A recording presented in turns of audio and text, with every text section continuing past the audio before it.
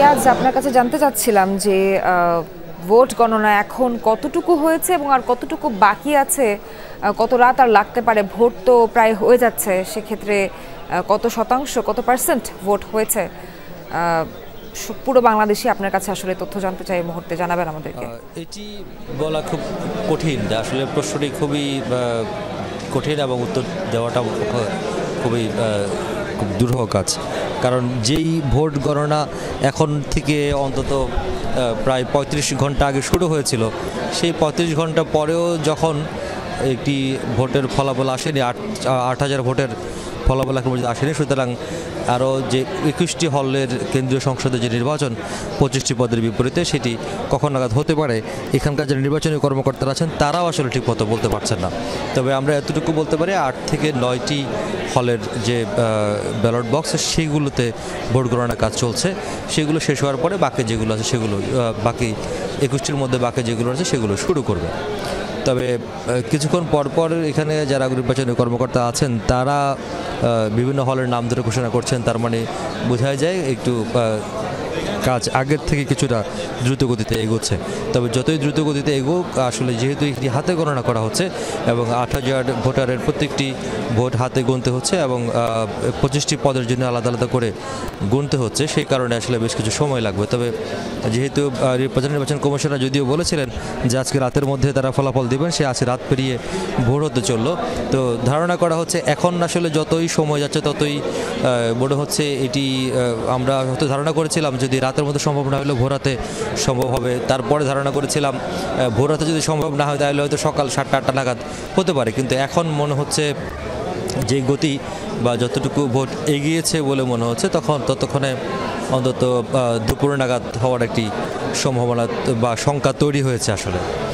তবে দেখা যাক, সেটিও আসলে নির্ভর করবে কর্মকর্তারা এখানে যারা আছেন ভোটের কাজে নিয়োজিত তারা কত দ্রুত সম্পন্ন করতে পারেন। কিন্তু আমরা যেহেতু ভিতরে আছি, যতটুকু কাজের গতি দেখছি তাতে মনে হয় না কালকে দুপুর নাগাদের আগে এটি শেষ হওয়ার কোনো সম্ভাবনা বা কোনো লক্ষণ রয়েছে। সোহা, রিয়াজ জানাচ্ছিলেন যে আজকে রাতের মধ্যেও ভোট গণনা শেষ হবে কিনা এটা বলা যাচ্ছে না। আমাদের আরেক সহকর্মী সিনেট ভবনের বাইরে ভোটের ফলাফলের জন্য অপেক্ষা যারা দাঁড়িয়েছেন তাদের খবরাখবর জানাবেন আমাদেরকে। রেদওয়ান আহমেদ যুক্ত আছেন আমাদের সঙ্গে। রেদওয়ান, রাত জেগে যারা অপেক্ষায় ছিলেন তারা কি এখনো, ছাত্রছাত্রীরা যারা ছিলেন তারা কি এখনো আছেন কিনা, আর ফল প্রকাশে যে এত সময় লাগছে এই বিষয়ে তাদের এখনকার প্রতিক্রিয়া কি, কি বলছেন তারা? সোহার, অপেক্ষা উৎকণ্ঠা আসলে সবকিছুই যেন এখানে মিলেমিশে একাকার। শিক্ষার্থীরা কিন্তু সেই যে ভোটের ফলাফলের প্রত্যাশায় যারা আসলে অপেক্ষা করছেন তারা কিন্তু এখনও আসলে সিনেট ভবনের যে নিচতলায় সেখানে কিন্তু এখনও শিক্ষার্থীরা অপেক্ষমান রয়েছেন এবং রাত যত গভীর হচ্ছে তাদের অপেক্ষার প্রহর কিন্তু ততই দীর্ঘ হচ্ছে। পাশাপাশি আমরা যদি বলতে পারি যে এই যে নির্বাচনী যে প্রক্রিয়া, সেই প্রক্রিয়া আসলে ম্যানুয়াল পদ্ধতিতে করার কারণে শিক্ষার্থীদের যে ভোগান্তি, পাশাপাশি তারা বলছিলেন শিক্ষার্থীরা যে আসলে এই যে ম্যানুয়াল পদ্ধতিতে নির্বাচনী যে ভোট গণনার যে প্রক্রিয়া সেটি করার কারণে শুধুমাত্র আসলে শিক্ষার্থী না, শিক্ষক সহ পোলিং এজেন্ট, সাংবাদিক কর্মীরা যারাই আসলে সংবাদকর্মীরা যারাই আসলে এই প্রক্রিয়ার সাথে জড়িত সবাই কিন্তু একরকম ভোগান্তির শিকার হয়েছেন। সেই সাথে তারা বলছিলেন যে প্রশাসন চাইলেই আসলে এই দুর্ভোগ কমিয়ে আসলে সহজভাবে এই নির্বাচনের যে প্রক্রিয়াটি সেটি করতে পারত, কিন্তু আমরা দেখেছি যে ভোট গ্রহণের পর থেকে কিন্তু নানান নাটকীয়তায় নানান বিলম্ব হয়েছে এই নির্বাচনের যে প্রক্রিয়া। সেই সাথে বলা যায় যে প্রায় ৩৪ ঘন্টারও বেশি সময় কিন্তু অতিবাহিত হয়েছে, কিন্তু তারপরেও কোনো আশানুরূপ ফলাফল পাওয়া যায়নি। আমরা দেখতে পাচ্ছি যে সিনেট ভবন ঘিরে যে শিক্ষার্থীদের উপস্থিতি ছিল ঠিক আগের ঘন্টার সংবাদে যেমন জানাচ্ছিলাম সেই রকমই কিন্তু উপস্থিতি। শিক্ষার্থীরা বলছেন যে তারা কিন্তু যে কাঙ্ক্ষিত যে ফলাফল, তাদের যে ছাত্র প্রতিনিধি যাদের তারা আসলে ভোট দিয়ে নির্বাচিত করতে চান তাদের বিজয় কিংবা তাদের প্রত্যাশিত যে প্রার্থী তার আসলে জয় দেখে এখান থেকে বাড়ি ফিরতে চান এবং জাকসুকে কোনো রকম যেন প্রশ্নবিদ্ধ করা না হয়, সেই সাথে যেন নির্বাচনী প্রক্রিয়ার সাথে তারা সংশ্লিষ্ট থাকতে পারেন।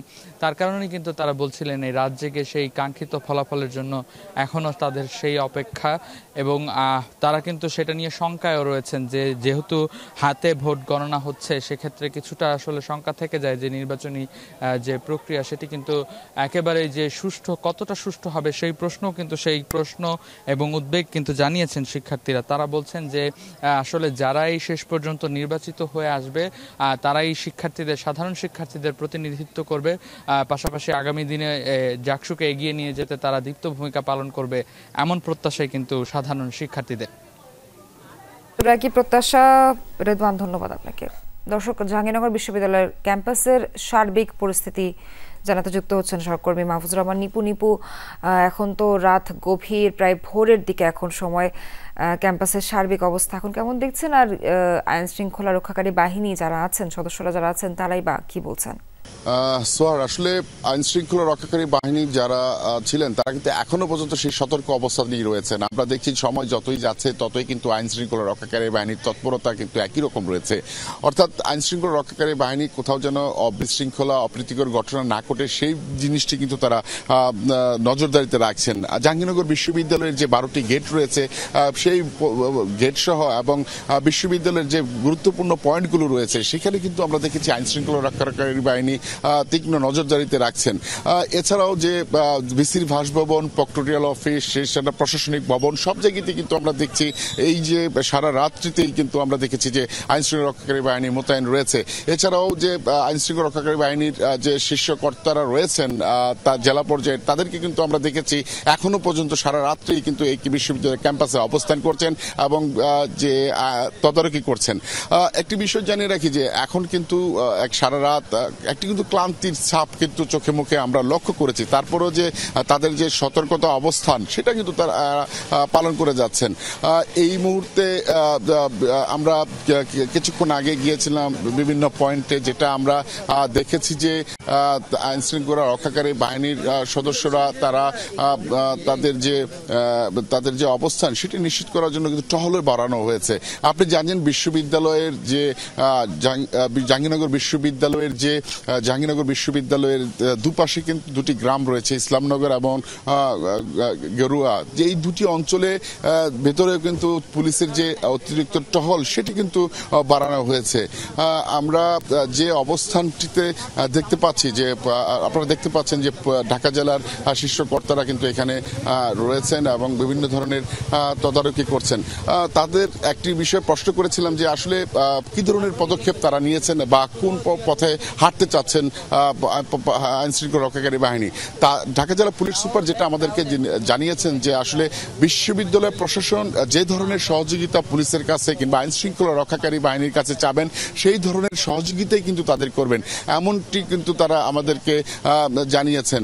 এখন আমরা কিছুক্ষণ আগে দেখেছি যে দূর দূরান্ত থেকে অর্থাৎ বিভিন্ন জেলা থেকে কিন্তু অতিরিক্ত যে ফোর্সগুলো রয়েছে সেই ফোর্সগুলো আনা হচ্ছে এবং সেই ফোর্সগুলো কিন্তু তাদের দায়িত্ব পালনের জন্য এখানে এনে তাদের যে নির্দিষ্ট কেন্দ্র রয়েছে সেখানে কিন্তু অবস্থান করতে আমরা দেখছি। সোহার, নিপু, আপনাকে ধন্যবাদ।